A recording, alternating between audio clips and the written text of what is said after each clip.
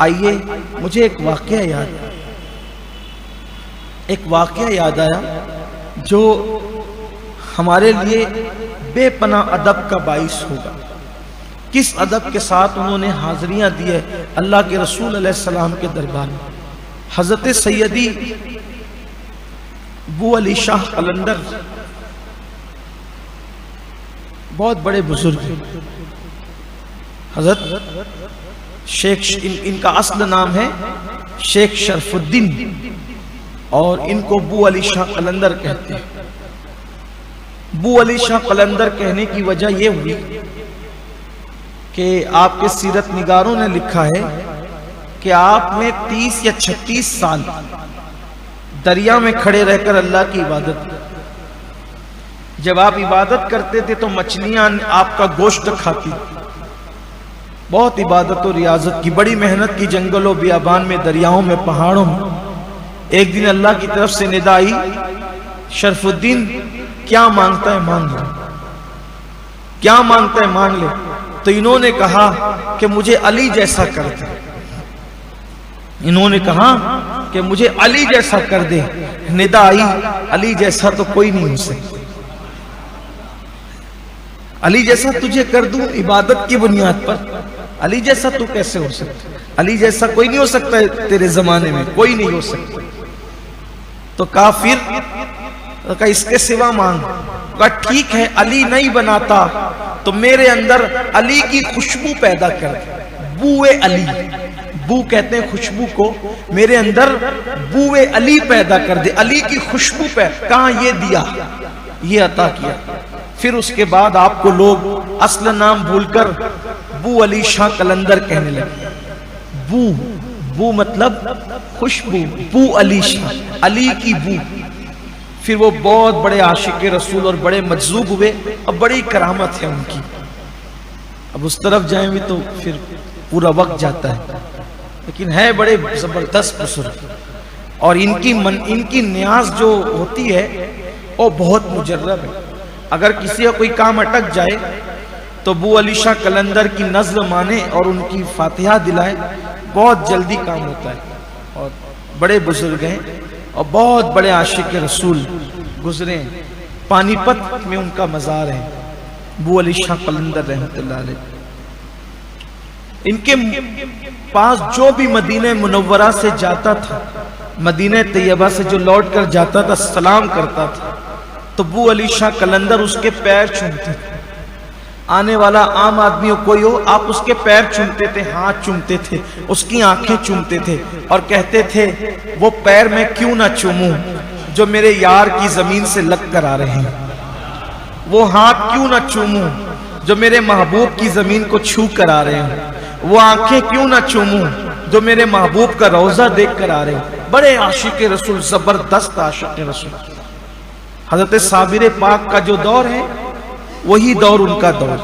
صابر پاک کا اختتامی اینڈ دور تھا اور اس وقت ان کے آغاز کا دور تھا. وہی دور کے بزرگ ہیں.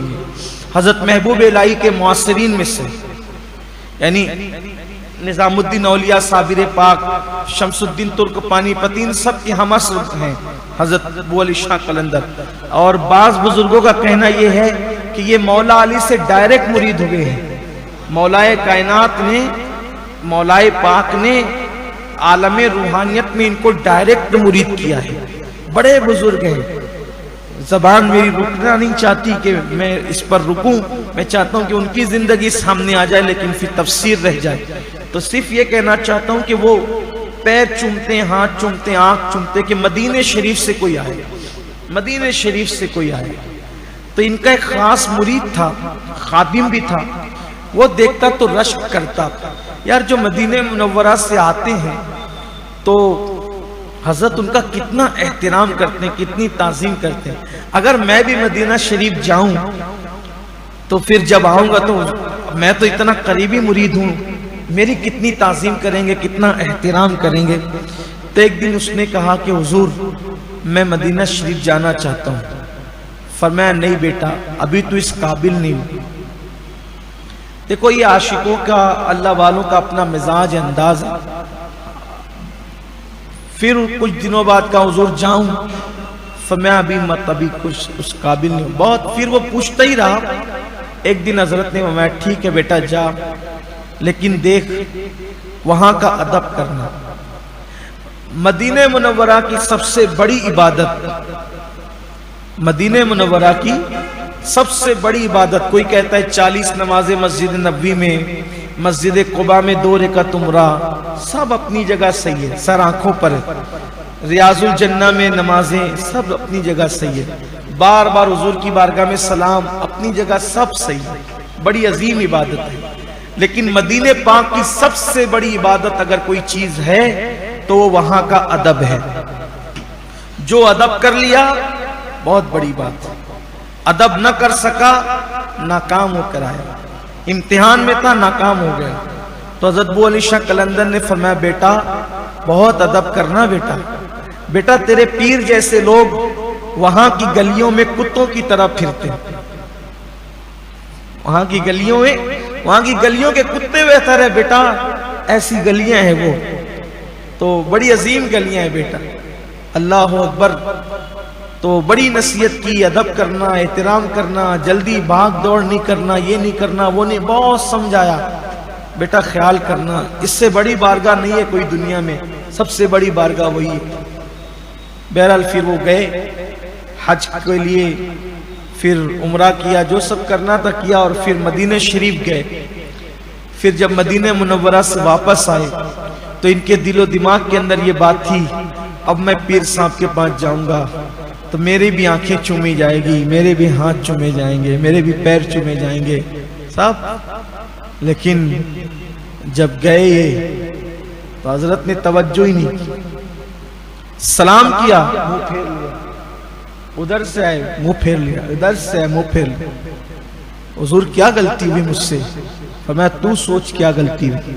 مدینہ طیبہ گیا تھا محبوب کے شہر میں اور کہتا ہے کیا غلطی ہوئی، تو خود سوچ. حضور کوئی بھی غلطی نہیں ہوئی، حضور کوئی بھی غلطی نہیں ہوئی. فرمایا غور کر. حضور یاد نہیں آتا؟ فرمایا ایک دن تو حضور کی مسجد سے باہر نکلا؟ ہاں نکلا. او دیوار کے سائے میں ایک کتا بیٹھا ہوا تھا؟ ہاں بیٹھا ہوا تھا. تو نے سوچا کہ یہ مسجد نبوی کے دیوار کے سائے میں کتا کیسے بیٹھا ہے؟ تو نے ایک ڈنڈا اٹھا کے اس کو مارا تھا؟ ہاں مارا تھا. اپنی پیٹھ سے کپڑا ہٹایا تو ڈنڈے کا اثر وہ پیٹھ پر تھا. حضور یہ کیا ہے؟ فرمایا وہ کوئی کتا نہیں تھا، وہ تیرا پیر تھا ابو علی شاہ قلندر، جو تجھے اس شکل میں نظر آ گیا. وہ کوئی کتا نہیں تھا، وہ تجھے اس شکل میں نظر آ گیا. امام اہل سنت اس کو یوں بیان کرتے ہیں، کوئی کیوں پوچھے تیری بات رضا، تجھ سے کتے ہزار پھرتے، وہ سوے لالا زار پھرتے، تیرے دن اے بہار پھرتے. حضور کی بارگاہ وہ بارگاہ آج بھی حضور علیہ الصلوۃ و تسلیم جسے چاہتے ہیں عالم بیداری میں اپنا دیدار کرا دے. عالم بیداری میں بس عقیدت، محبت، چاہت ہونی چاہیے. جیسے عاشق جاتے ہیں. ابھی چند سال پہلے کی بات ہے، ایک خاتون نابینا گئی، سرکار کی بارگاہ میں سلام پیش کیا اور عرض کیا آقا مجھے آنکھیں چاہیے. اس کی آنکھیں روشن ہو گئی. کئی اخبارات نے، ہمارے مالیگاؤں کے بھی کئی اخبارات نے لکھا تھا